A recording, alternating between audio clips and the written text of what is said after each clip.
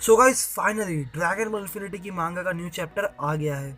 यही एक फैन मांगा का लोग बेसब्री से इंतजार करते हैं इस चैनल में। तो गाइस जो भी लोग सोच रहे हैं कि मांगा का न्यू चैप्टर तो एक डेढ़ हफ्ते पहले ही आ गया था, तो मैंने इतना लेट क्यों डाला। देखो दोस्तों, इस मांगा का ऑथर हमेशा 2 चैप्टर रिलीज करता है, तो मैंने सोचा थोड़ा और वेट कर लेते हैं। फर्स्ट चैप्टर तो डाल ही दिया है, दूसरा भी 3-4 दिन में डाल ही देगा, तो उसने अब तक डाला नहीं है, इसलिए मैंने वीडियो बनाया नहीं था। तो अब शायद लग नहीं रहा कि वो डालने भी वाला है, इसलिए मैंने न्यू चैप्टर पर वीडियो बना दिया है। तो दोस्तों आज वाला चैप्टर तो यार बहुत ज़्यादा इंटरेस्टिंग है, इसलिए वीडियो को एंड तक ज़रूर देखना। तो अब गाइस जिसने भी इस मांगा के पिछले पार्ट्स नहीं देखे हैं तो पहले वो देख लो, नहीं तो आज वाला पार्ट बिल्कुल नहीं समझेगा। तो अब गाइस बहुत हो गई बातें, अब जाते हैं अपने मेन वीडियो की तरफ।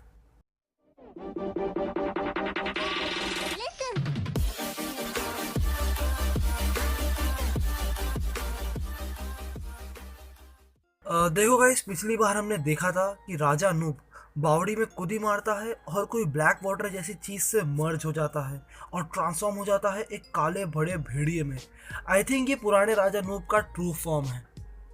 अब गाइस जो न्यू चैप्टर है उसकी शुरुआत होती है ब्रूट से। यहाँ वो टाइम चेम्बर में मिराई के साथ ट्रेनिंग कर रहा होता है एकदम स्ट्रॉन्गेस्ट फाइटर बनने की। यहाँ वो मिराई के हमले सारे डॉज कर रहा होता है बड़ी ही तेजी से।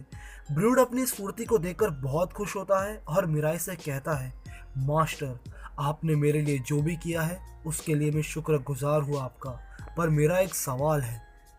जैसे कि आपको पता है मेरे 2 बेटे हैं, पर एक जो मेरा बेटा है वो मेरा असली बेटा नहीं है। वो मेरे घर के दरवाजे के बाहर पड़ा था, पता नहीं कि वो कहाँ से आया है। क्या आपको इसके बारे में कुछ पता है? तो मिराई कहता है, तुम्हारे दोनों बेटे गॉड्स ऑफ डिस्ट्रक्शन बनने के लिए तैयार है। तुम्हारा एक बेटा चांपा इस यूनिवर्स का नहीं है, पर तुम्हारे बेटे बीरस के साथ चांपा की राइवलरी सदियों पुरानी है। यही चीज चांपा को मोटिवेट करती है एक बेहतरीन गॉड ऑफ डिस्ट्रक्शन बनने में। जो प्लैनेट को वो छोड़ आया है वो इसी प्लैनेट की तरह था जहाँ जीवन की सरलता ज़्यादा है, इसलिए वहाँ सब अच्छी जिंदगी जीते हैं। तो ब्रूट कहता है मिराई को, क्या हमारा उद्देश्य में भुगतना लिखा था जहाँ हम ऐसे ही कठिन जिंदगी जिएंगे? तो मिराई कहता है, इस चीज़ पर मेरा कोई फैसला नहीं था, पर मेरा भाई नूब एक चीज़ पर बहुत सही था, ताकतवर लोगों पर राज करना अपनी सिर्फ बातों से। इसका एग्जाम्पल तुम ही हो। तुम ताकतवर हो फिर भी मेरे भाई का कहाँ मानते थे, और एक तरफ तुम्हारे बेटे जो काफ़ी अलग हैं। बीरस और चांपा का पुनर्जन्म 9 बार हुआ है। चांपा की पिछली जिंदगी जिम्मेदार है स्वर्ग की, अब वो प्लैनेट यूनिवर्स 6 में है। यूनिवर्स 6 में चांपा काफ़ी महान राजा है जिसने सारे गॉड वाटर को कंज्यूम कर लिया है और अपने बाप को भी डिथ्रोन कर दिया है राजगद्दी से। चांपा राज करता था यूनिवर्स 6 में अपनी ताकत से, और काफ़ी कुछ उसने अपनी प्रजा के लिए भी किया था। वो एक सिटी के लिए नहीं, पूरे प्लैनेट को स्वर्ग बनाना चाहता था। वो लोगों को कहता था कि परिवर्तन लाओ इस एडवांस टेक्नोलॉजी से, पर यह बात बाहर फैल गई और इस कारण कुछ लोगों ने उसे धोखा देकर उसे मार दिया। पर मारते मारते वो अपनी गॉड पावर को लेकर गया था जिससे वो अपना पुनर्जन्म वापस कर सके।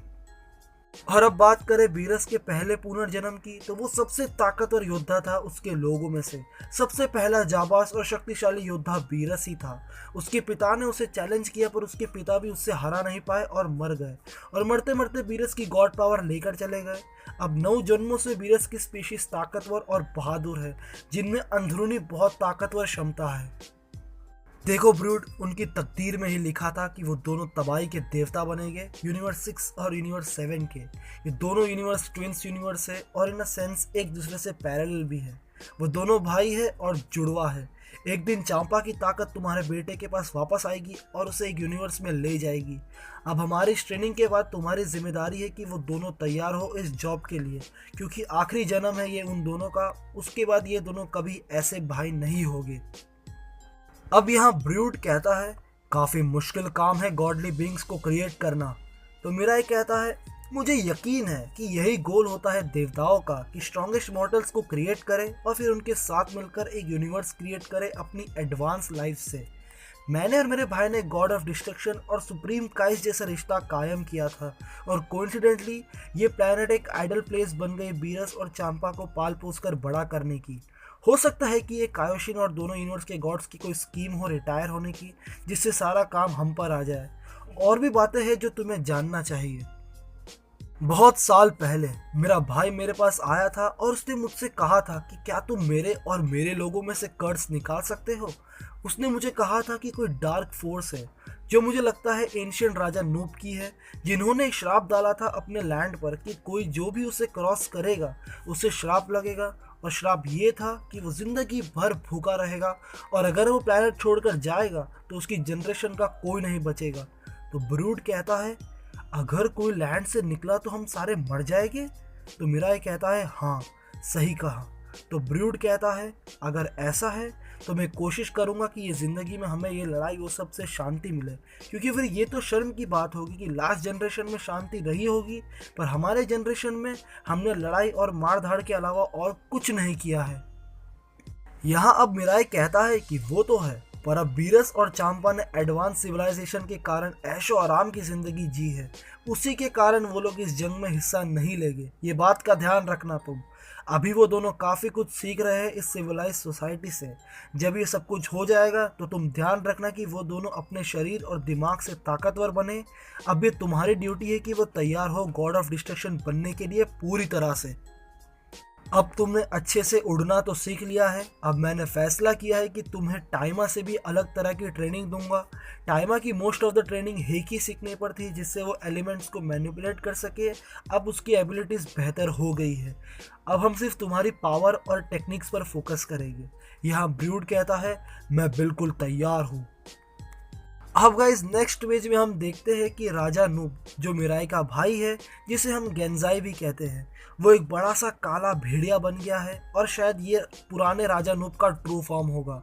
अब यहाँ टाइमा से वो लड़ने वाला है और टाइमा से कहता है कि बेटा अब तुम्हारा मुकाबला इस दुनिया के राजा से होगा और तुम्हारी मौत भी मेरे ही हाथों होगी। तो अब दोस्तों आज का ये न्यू चैप्टर यही एंड होता है। इसका नेक्स्ट चैप्टर जब भी आएगा मैं बना दूंगा, तो उसका टेंशन मत लेना।